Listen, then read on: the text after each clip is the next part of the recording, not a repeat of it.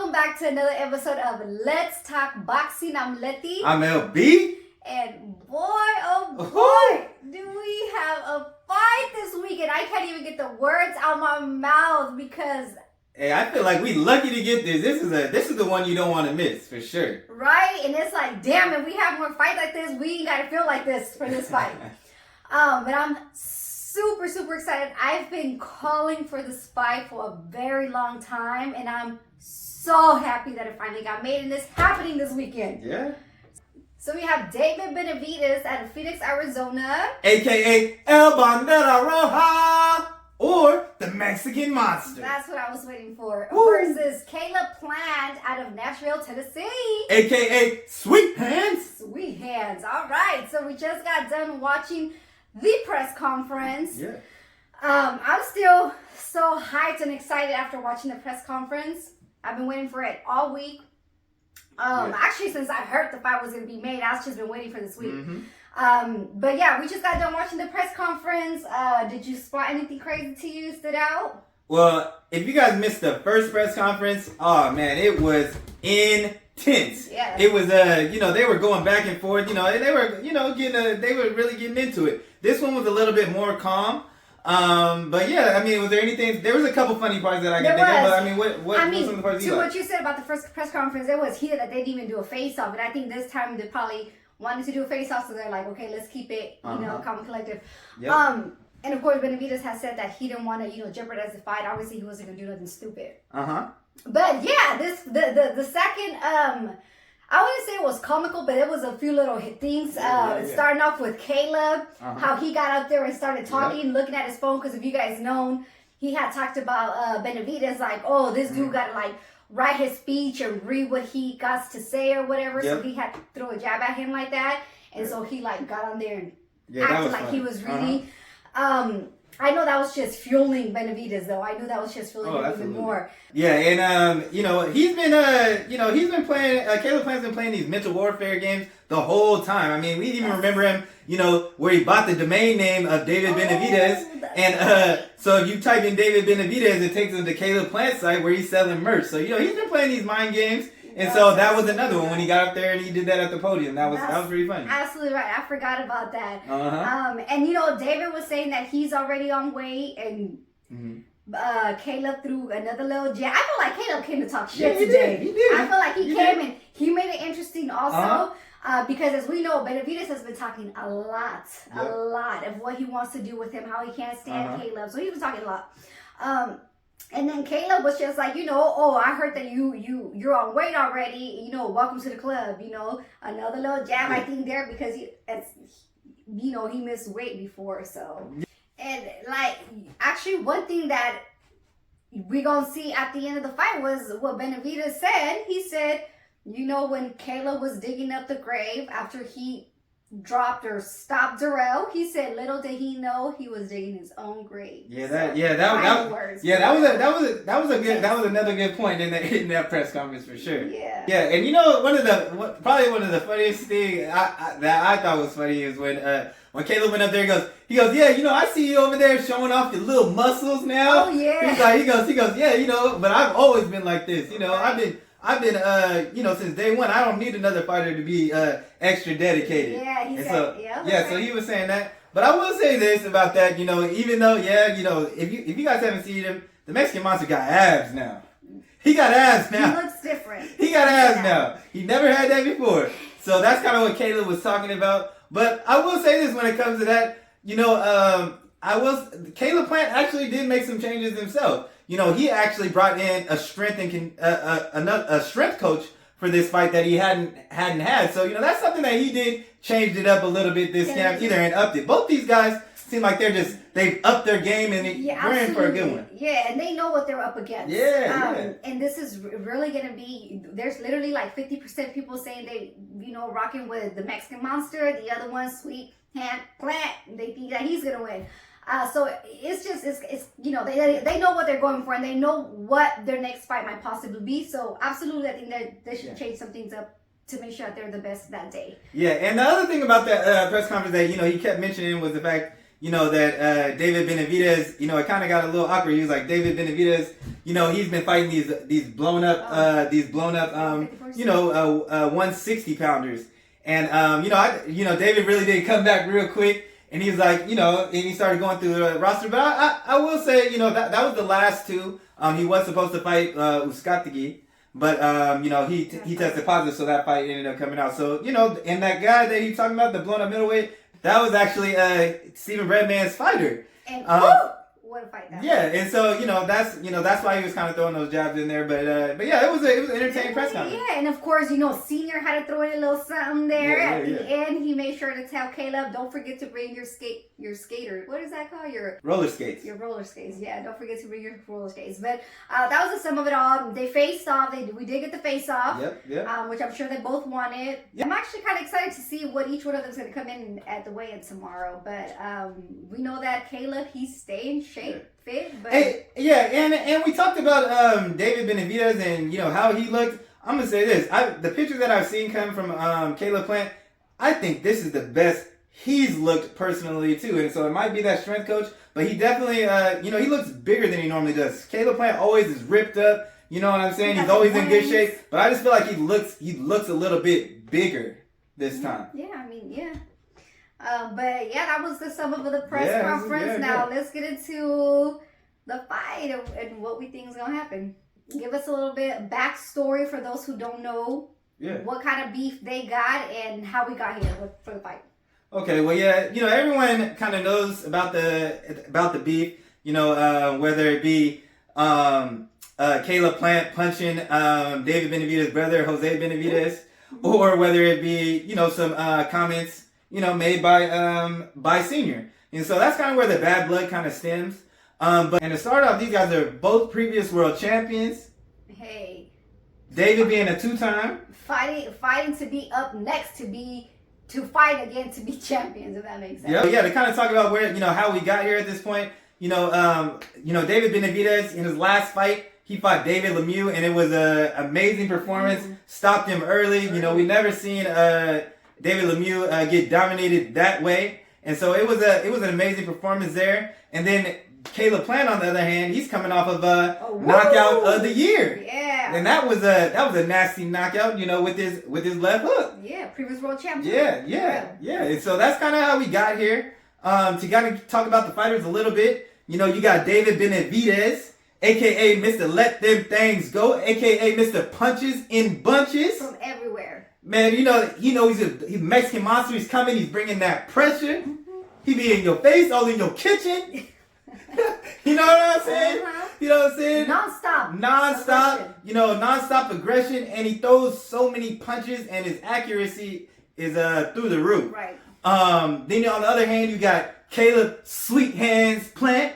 And you already know his name fit perfect. That because when you see him in the ring, he is definitely a smooth operator. He's pretty in the ring. That's what I said. Yep, he's bringing that good footwork. He's got that crisp jab. He operates sometimes out of that Philly shell. He counters well.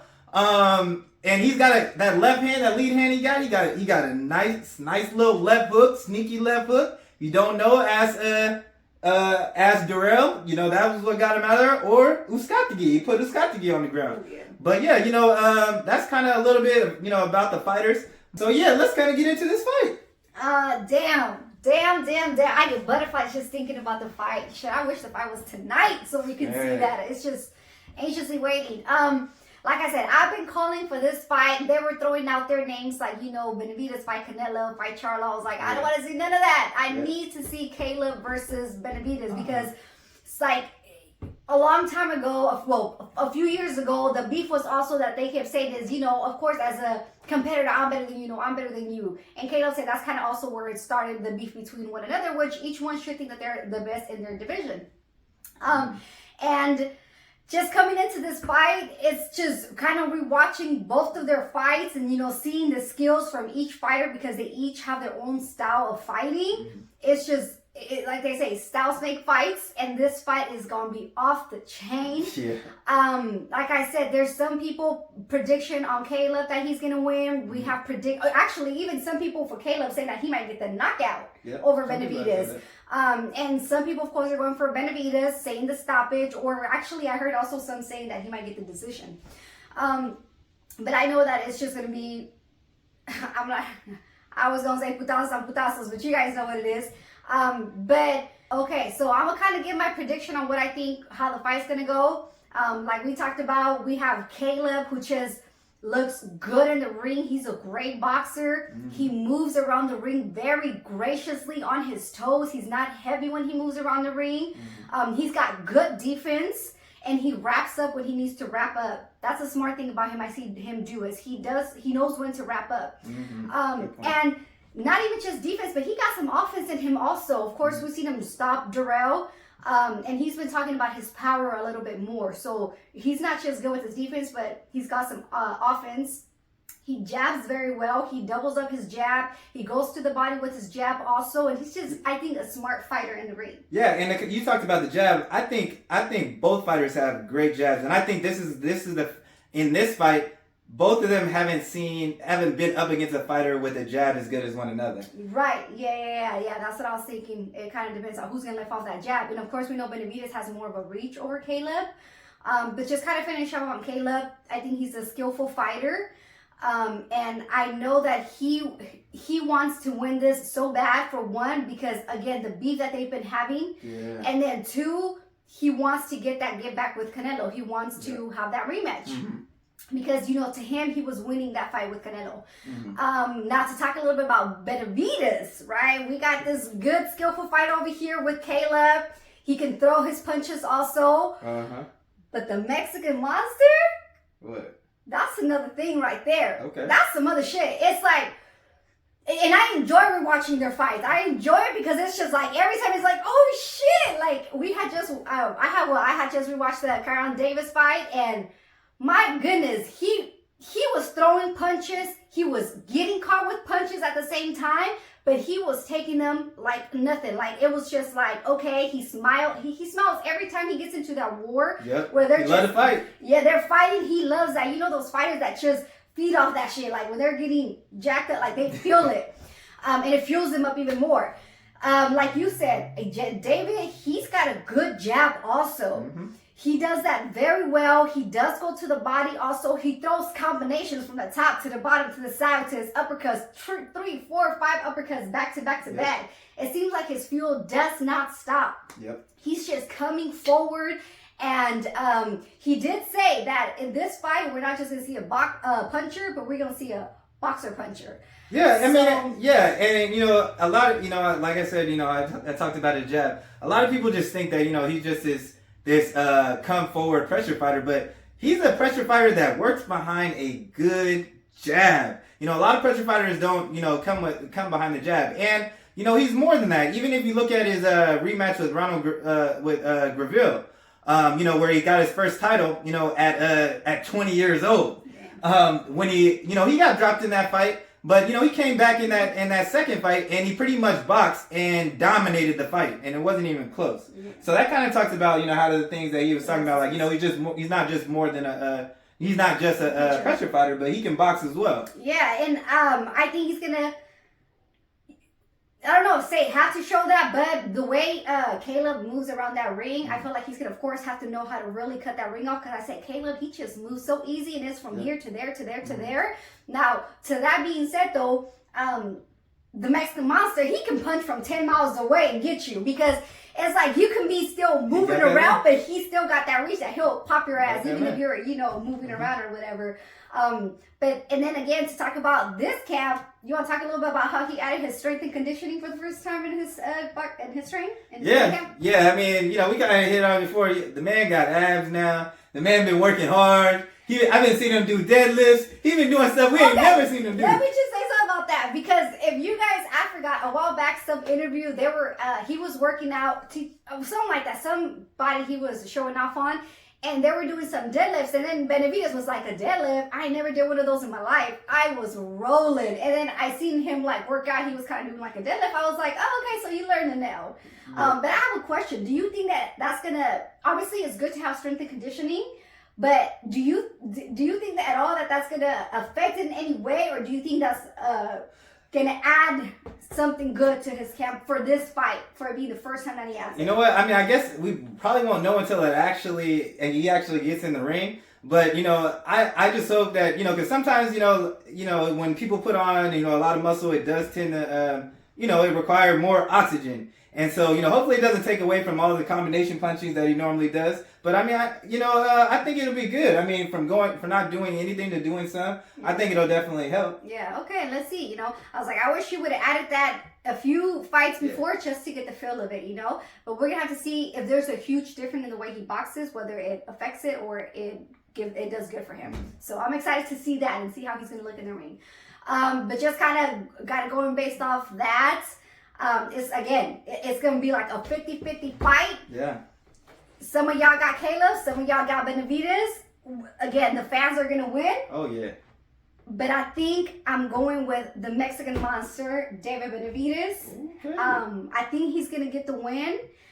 Again, Caleb is not going to make it easy for him. None of them are going to make it easy for each other. But Benavidez has been talking that shit. Now it's time for him to back it up. Yeah. So who do you got? What do you think? Okay. I'm very we don't talk about this. I don't know who he's going for. So yeah. So I liked a lot of the things that you said, especially when you talked about Caleb wrapping up. We've seen the boxers versus the pressure fighters. The boxers have kind of been losing lately, and one of the things I've been saying is, man, why don't some of these guys wrap up? That's right. You at the TV. Yeah, but I will say this: Caleb does do a good job of wrapping up. When he gets in bad situations. Like I said, both of these guys, they're coming in. Both of these guys are gonna have to be in there with someone that has the best jab that they've seen thus far. I feel like Caleb Plant, he has more of a quick jab, kind of a jab, kind of a rangefinder at times. Sometimes he pauses with the jab. But he'll put a little bit of stank on it as well. Versus David Benavidez, he throws that jab to hurt you. He throws a straight power jab. The other thing both of these guys are great body punchers. I will say that as well. They make sure they dig into that body and break their opponents down. Yep. The other thing about Caleb is definitely going to be the most defensive fighter that David Benavidez has ever fought against. So I'm curious to see how that effect has on his accuracy that we know him to have. Mm-hmm. The other thing, we talked about his movement, and actually, one of the things that David has kind of struggled with has been cutting off of the ring. We saw him in versus Durrell. When Durrell used a little bit of movement, it did give David Benavidez some problems. And even when Kyron Davis, he was moving early on in the fight, it did give David Benavidez some problems. Now, neither one of those fighters were able to keep that up, because the Mexican monster put that pressure on you. But you know what? I expect him to be. You know what? He better be able to get in there and cut off the ring, because he has been calling out for this fight for a long time. They've been preparing for this fight, so I expect him to be in there to cut off the ring. Now we talked about I kind of want to talk about some of the previous fights a little bit. So the last fight that we saw Caleb Plant lost, we saw him against the Hall of Famer Canelo Alvarez, okay? And that pressure he was putting on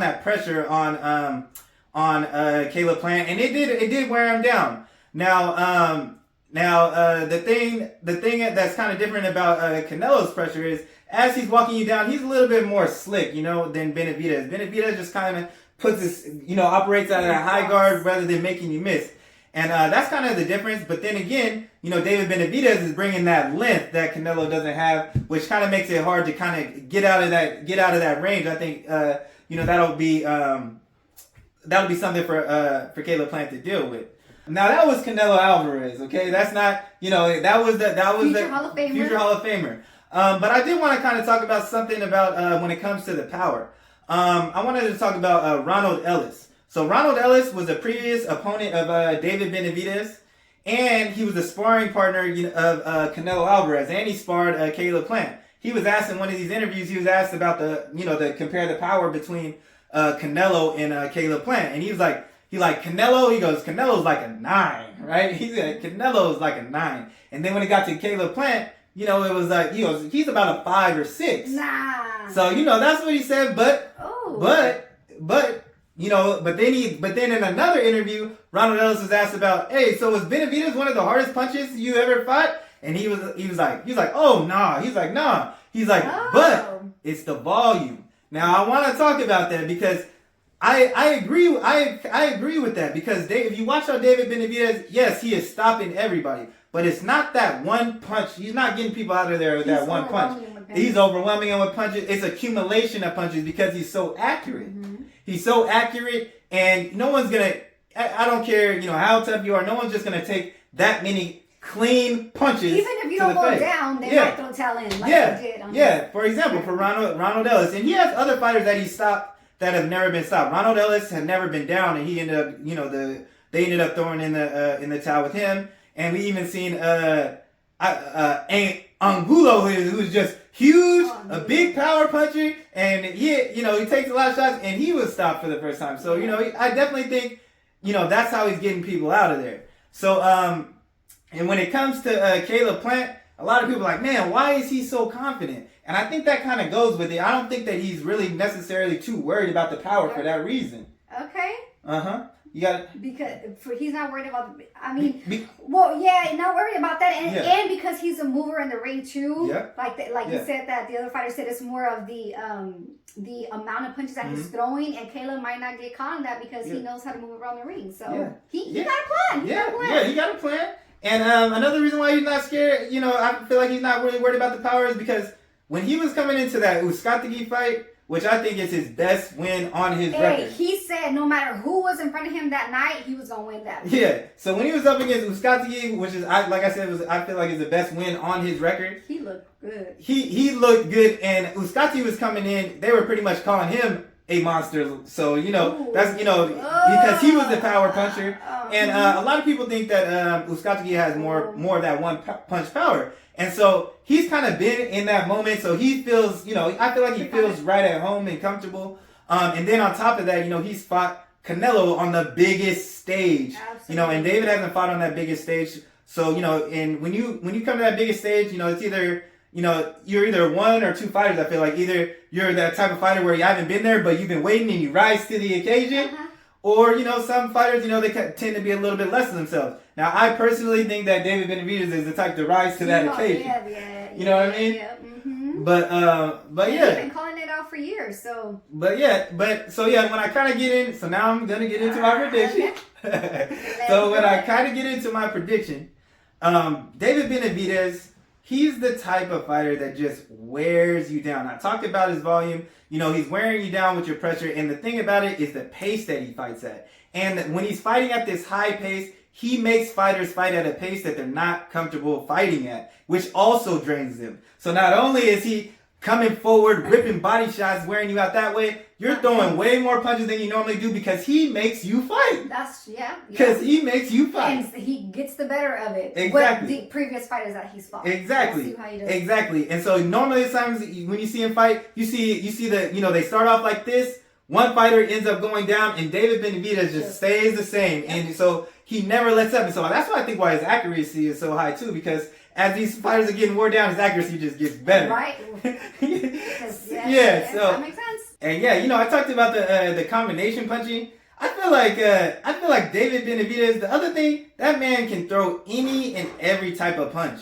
Whether it be, he can throw uppercuts with both hands, he got a left hook, he got right hand, and he mixes up his attack. It's not always the same. Exactly. And in that Canelo fight, one of the punches that, Canelo was having having a lot of success with was that left hook that he was throwing. And David Benavidez got a real good left hook. You can even, that was if you look at that, his last fight versus Lemieux, in that first round, that left hook got the party started and had him stumbling into the ropes.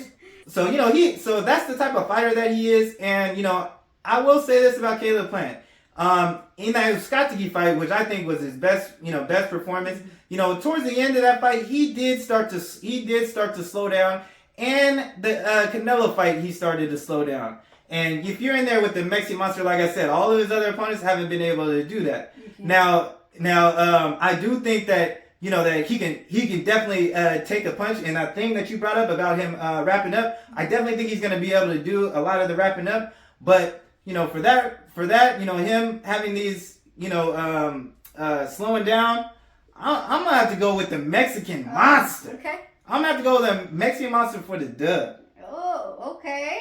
Yeah, the Phoenixers. I think that's what he calls his people in Phoenix. Correct me if I'm wrong, but so you got the Mexican Monster too. I got the Mexican Monster too. Okay, guys. But I will say this: if David Benavidez comes in there and he hasn't, fixed that correction to cut off the ring, it could be a long night. And the other thing, I kind of talked about, Caleb planting that left hook. That left hook is pretty tricky and it's quick. He's known to walk people into shots. The thing that kind of bothers me about David is sometimes when he's coming forward and he's throwing that jab, he kind of lunges sometimes and he throws these leaping jabs and left hooks and with his right hand down, and it kind of makes him susceptible to a left hook. And that is what Caleb Plant does, and he talked about his knockout. He talked about his knockout with Darrell. He was like, yeah, I saw that opening and I just waited for the right time to release it. And so, and he set up the trap for him. So, that's something that, could be interesting interesting in the fight. I'm excited if he uses that on him. We're going to have to wait and see. Okay, well, look, whatever it is, and I mean, Benavidez did say he's not going to be, happy or something like that, satisfied with himself if he goes to the scorecards, because to him, because to him, he want to knock Caleb out under 7 or 6, I think he said, 6th round. Yeah. So regardless, I don't care if he stops him, knocks him out, whoever wins. I'm just so excited to watch this fight. This is that one fight to me. I feel like this is gonna be fight of the year. And you guys got to tune in because I want to hear what everybody has to say. I want to know who you guys think is going to win the fight. And I want to hear everyone's comments after the fight. So I'm just so damn excited for this fight. Like, this is my fight. I'm fighting this fight. This is what you want as a boxing fan. A 50-50 fight, and there's bad blood on top of it too. Yeah. And I think they actually are fighting at a great time right now. Had they not fought like 2-3 years ago, I think right now is a perfect time. Both these guys got hand speed. Yep. And David be putting punches together in combinations like a lightweight fighting that super middleweight. It's crazy. Yeah, that's it. That's what everybody says. It's crazy. Big size, he be throwing them a lot. Man, this fight got everything. Yeah, we got them fast, sweet hands, and then we got them fast, heavy hands. Let's see who gonna get the best of it. And on top of that, the undercard is lit too. Yeah, we can't wait for that too. So this is definitely a pay-per-view you want to buy because from top to bottom, the card is competitive, and that's exactly what you want. Yep. You're going to get your money's worth, for sure. Exactly. Get your drinks, get your popcorn, your Doritos, Takis, whatever. Just you got to be ready for this and enjoy a good Saturday of some good-ass boxing. Definitely. But yeah, so that's all we got. Let us know below how you guys see this fight going. But that's all we got. So thanks for tuning in, y'all. And don't forget to like, comment, and subscribe. Or talk your shit. And we out.